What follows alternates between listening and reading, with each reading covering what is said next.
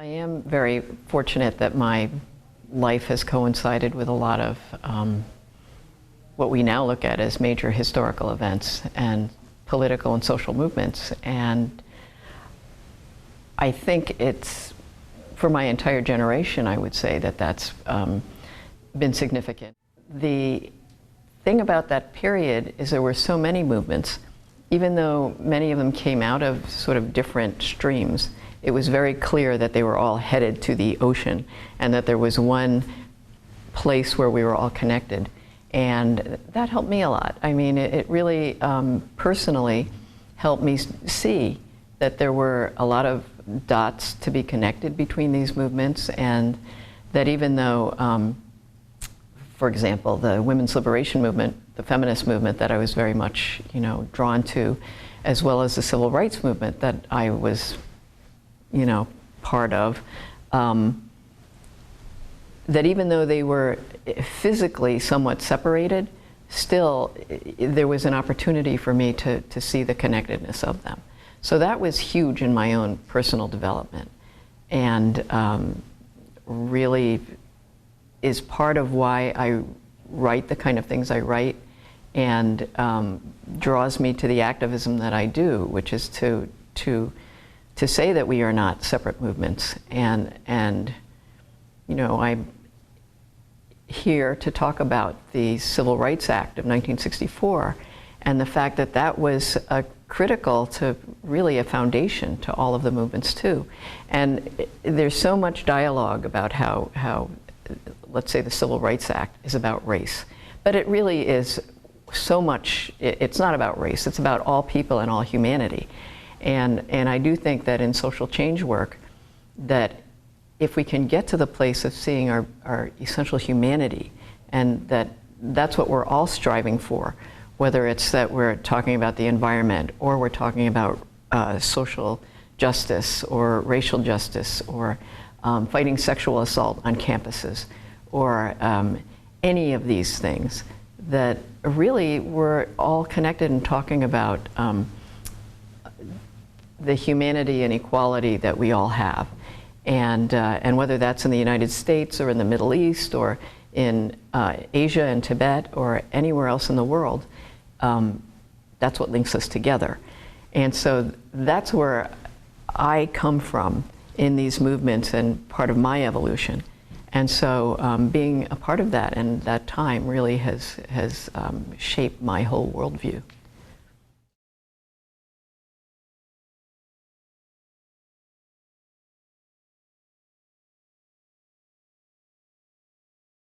So the Vincent Chin case happened in the early 80s.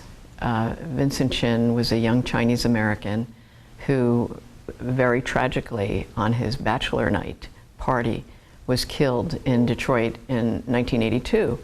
And that was the depths of the Depression, that Great Depression. And I think in those days it actually was called a depression if you were anywhere near the Midwest. And now economists refer to it as the economic restructuring of America when the manufacturing sector disappeared. In that environment, a young Chinese American in a city that was maybe 60% African American and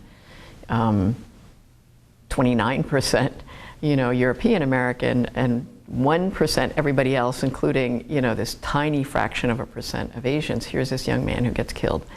And in a terrible racialized hate climate. In those days, Japan was scapegoated and blamed for the collapse of the entire manufacturing sector of America. And I think what it really showed me as a young Asian American was here was one death. In fact, that's what we were told. Like, what are you all getting so excited about? People get killed every day. What's one more death? I mean, and to have to answer and to say, and to make the links and say, look, there is this terrible hate climate going on. While this happened to a young man named Vincent Chin, it could be happening to anybody today if they have an Asian face. And so while that happened to a Chinese American, it really was the beginning of a whole national civil rights movement involving Asian Americans, with Detroit as the most unlikely epicenter. So here you have Japanese Americans coming together with Chinese Americans and Filipino, Korean, South Asians, as well as Middle Eastern Americans, all saying that, you know what, this hate climate affects all of us. And before then, there had never even been a movement of Asian Americans. So it was really the beginning of, for one thing, a terrible, a tragic event as the catalyst for pulling together people to stand up for something that they had never stood up for together, and to say that we have a stake in the civil rights discussion. And so there are many lessons for the Asian American community, but it's really, I think, a lesson for all those who get together and say something terrible has happened, or there's a potential danger in our community, or there's something we could make better in society, but how can we do that? We're only a few people. Well, in fact, every movement just starts with a few people. And from there, that's where the drive of human spirit comes in to make a change. And if you can find enough like-minded people who care about the same things, a movement grows, but it starts with just a few. And that's the part that I think is a universal lesson for all of us. It was true for the Vincent Chin case and that movement, and it was true for the civil rights movement. It's been true for really every movement. And beyond that, it's also, I think there's an important lesson, even though, the civil rights movement might be seen as initially a black and white issue, and the killing of Vincent Chin as an Asian American issue. Really, what comes out of these movements and what makes them universal is applying them to all people. In the Vincent Chin case, one of the big issues was, A, he was Asian American. Would he be covered under the Civil Rights Act? I mean, we actually had to debate that. And the fact that we came up with yes, and that the federal government agreed, the Department of Justice and the Civil Rights Department said yes, was actually a big milestone, because there had been no case like that before. And that widened the door for people of other ethnicities and races as well, besides black and white, and as well as immigrants. There was a question of, is he an immigrant? And he was a naturalized American. If he's an immigrant, would he be covered by the Civil Rights Act? And so all of these things had to be explored, discussed, analyzed, and then a decision was made. So every one of these things actually had applications to every other American too.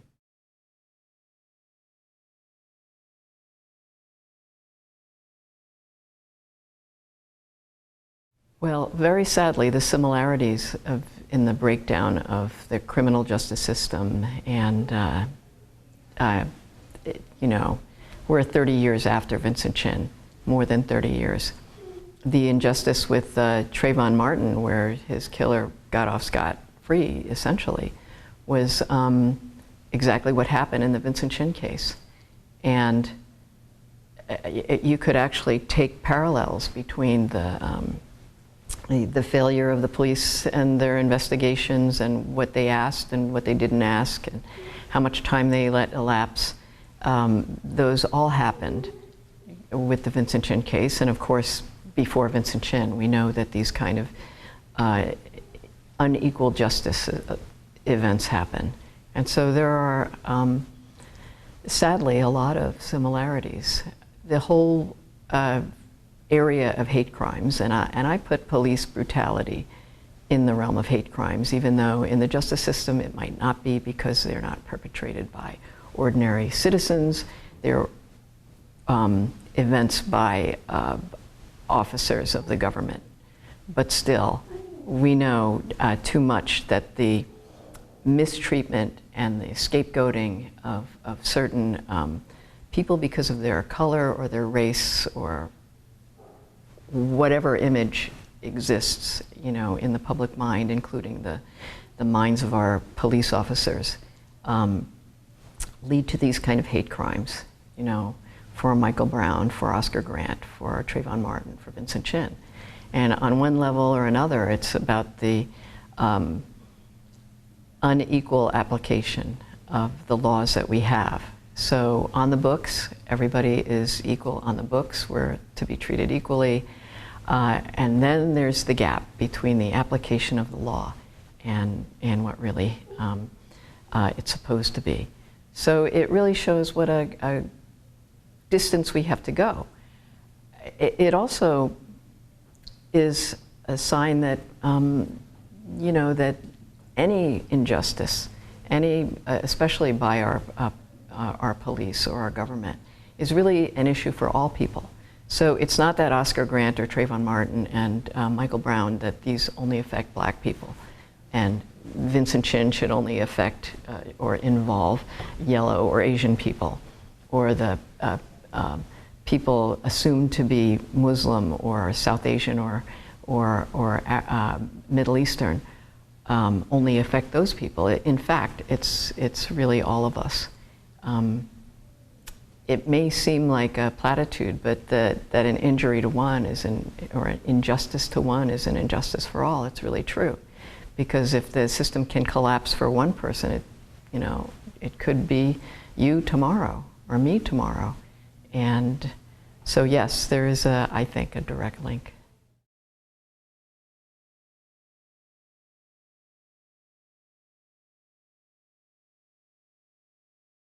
So Proposition 8 was the ballot initiative in California in 2008 that passed to ban same-sex marriage. And it actually has quite a lead-in to that. And I got involved partly because, strangely enough, my life partner relationship kind of mirrored the timing-wise. Leah and I very personally were involved in Prop 8. And because I had given testimony before, in these affidavits to the earlier cases that went to the California Supreme Court, I was then asked if I would be a witness in the Prop 8 case. And how can you say no? I mean, I was asked to do that. And I was one of the now I'm one of the 18,000. Before I was one of the 4,000. Now I'm one of the 18,000 couples that were in limbo because we had been married, it was legally married, the California Supreme Court said we could be married, and now the ballot initiative said we could not. So it's now in federal court. So Prop 8 was a federal case.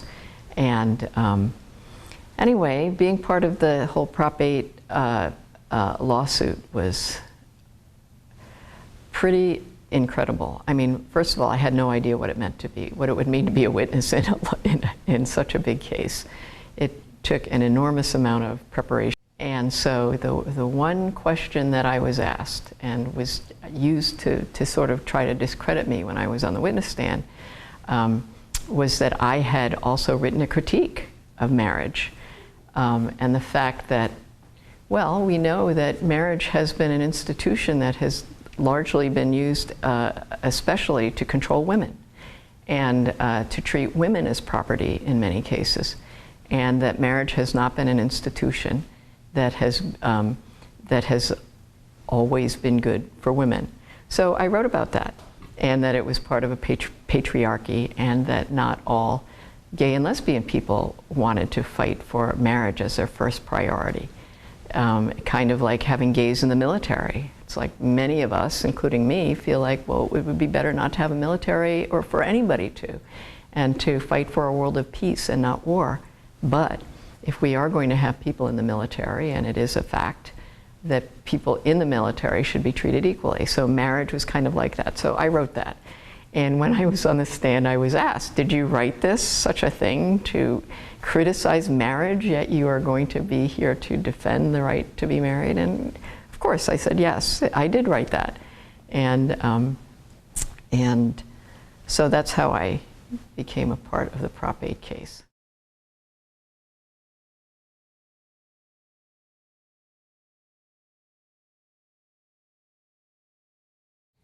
Well, especially today, with 50 years after the Civil Rights Act of 1964 and looking at how that should be remembered. I think one of the traps we've fallen into in those intervening 50 years is to regard all these different movements as separate. You know, the forms that we have to fill out on federal whatever applications, you know, the check-off boxes that race is over here, gender is over here, ethnicity is here, you know, any way you can slice or dice it, you know, and they're all separate. And federal money is distributed that way, different programs, academic programming, it's your this department or that.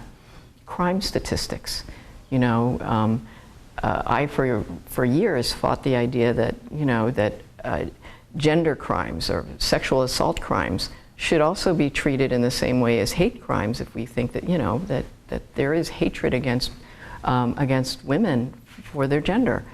But uniform crime statistics keeps them very differently, and there are different programs. So in every way we can think of in society, we're kept separate. And there is a part of me that feels like this is all very deliberate too. Because if you can keep people separate and keep us thinking that, well, that's happening to another group, but this is me, so I don't need to get involved in that for whatever reason, then, you know, we are all much more easily manipulated, conquered when we're divided. And so things can happen that are in none of our interests if we can't come together. And so, so I think one of the things about civil rights is that at the time that the civil rights movement was happening and at the time that the Civil Rights Act was passed, actually people were very united, and it was an effort that crossed all boundaries of walks of life for people to stand up for the idea that all races should be treated equally. Now, yes, there is a very specific history in America that subjugated African American people. But the movement itself and the idea was that all people should be treated equally on the basis of race and sex. So, so the idea was that we are all, you know, we are all persons under the law, all to be treated equally. And since then, I think there's been a lot of harm done in terms of divisions being separated, and the one effort I think, you know, that we should all strive for is to try to find our common history, our common links, our voices and interests that come together. Well beyond interests, I mean interest in the human interest point of view, not in a sort of, you know, the property interest or whatever. And that's what makes a movement truly a movement, is people coming together. And we have all that history. There's no reason for us not to be able to do that, especially today when everything is online and we have access to all this technology and social media that can bring us all together. That's what it should be used for, and to fight the forces that divide us.